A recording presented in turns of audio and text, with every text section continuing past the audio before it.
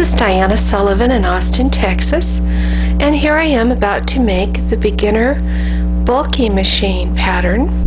And before you begin, I think it's a good idea to go ahead and get the pattern and mark it. You can see where I've gone through it with a yellow highlighter and highlighted the size that I'm going to make. The back begins with mock ribbing, and the needle arrangement for mock ribbing is 2 needles in work and 1 needle out. The pattern for the size I'm making says to go over 60 stitches, so the leftmost needle is number 30 left, and then the rightmost needle is number 30 right. However, it didn't come out right on 30, it came out on 29. So I'll be adding a stitch as I lift the hem. I have the scrap yarn on, I have a comb and weights on. I've knitted a few rows with the scrap yarn, and the next step will be to put 1 row of ravel cord on.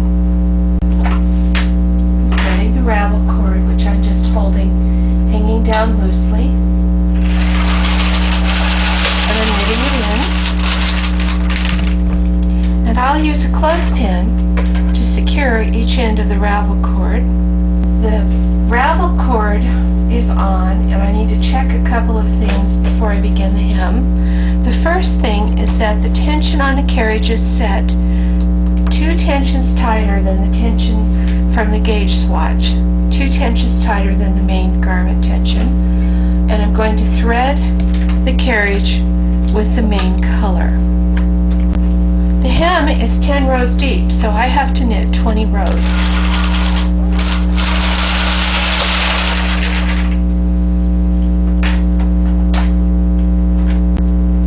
Now I've got the weights off the comb and I've pulled it to the front and I'm removing it.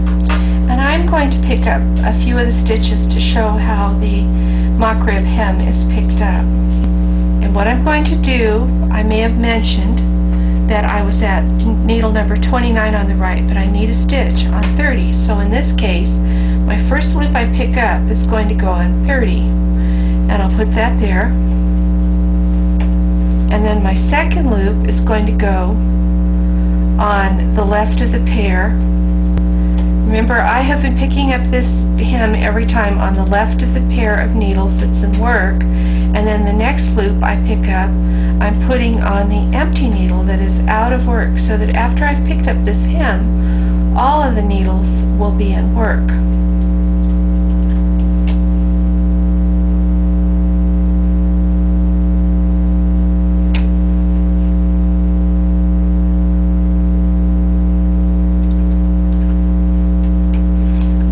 Up on across and then start to knit the body of the back. The hem has now been hung. I put a claw weight. The hem has now been hung. I put a claw weight on each end of the knitting, a brass weight in the middle. I've reset the row counter to 0. I've set the carriage to the main garment yarn, and I'm going to knit a row across with the main garment yarn. I moved over to the stripes. I was doing the solid so that the bands will match, and that will close the hem.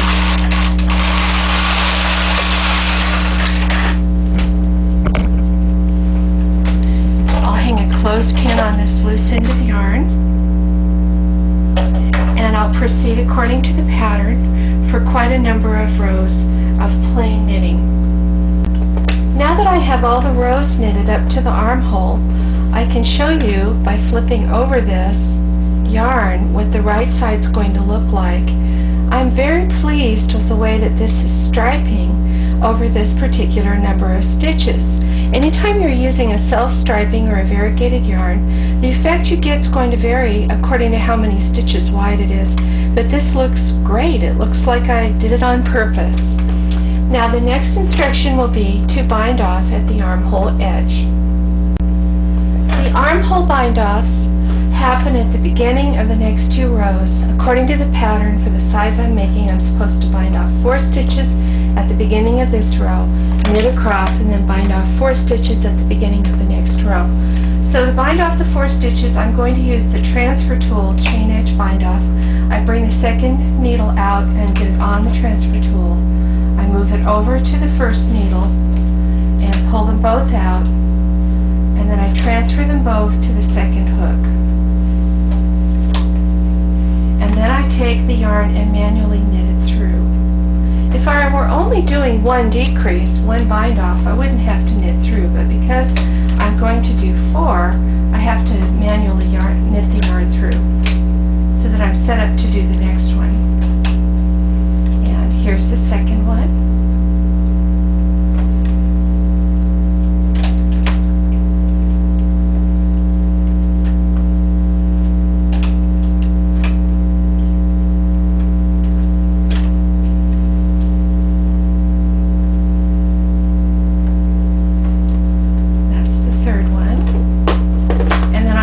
One I'm not really going to have to knit through because it will knit it through as it goes across.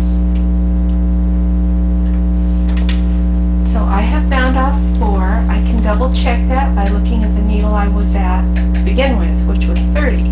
So now I am down on 26. 4 stitches are bound. Now I'm binding off 4 at the left edge at the beginning of the next row.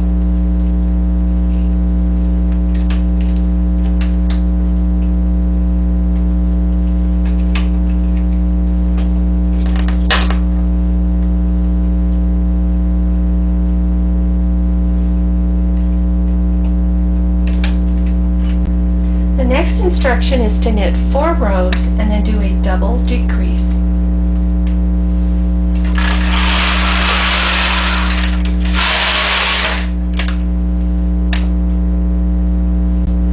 Now I've knitted 4 rows and I'm going to do a double decrease on each side of the knitting. So let me zoom in to one side of the knitting and show that double decrease. To do the double decrease, I use the 3-prong transfer tool. I lay it on those first 3 needles, pull toward me, push back.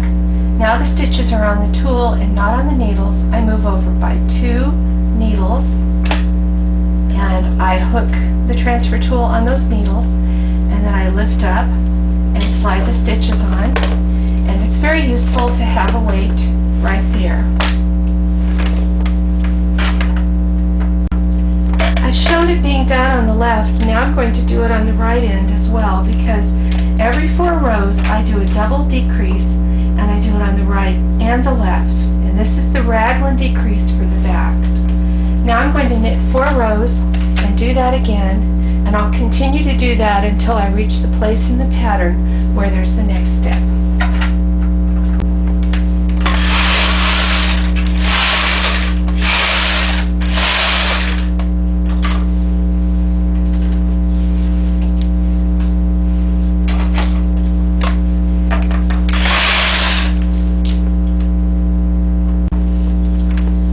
I've just taken this off the machine, and I'm very, very pleased with how the self-strapping yarn looks.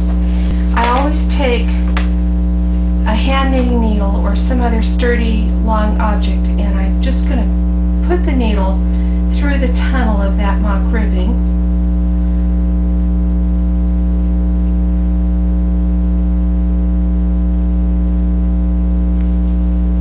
And give it a tug, give the knitting a pull against this sturdy old metal knitting needle, and that makes the mock ribbing gather up a little bit and look a little better. And let me just turn this whole item over so that you can see how that turned out.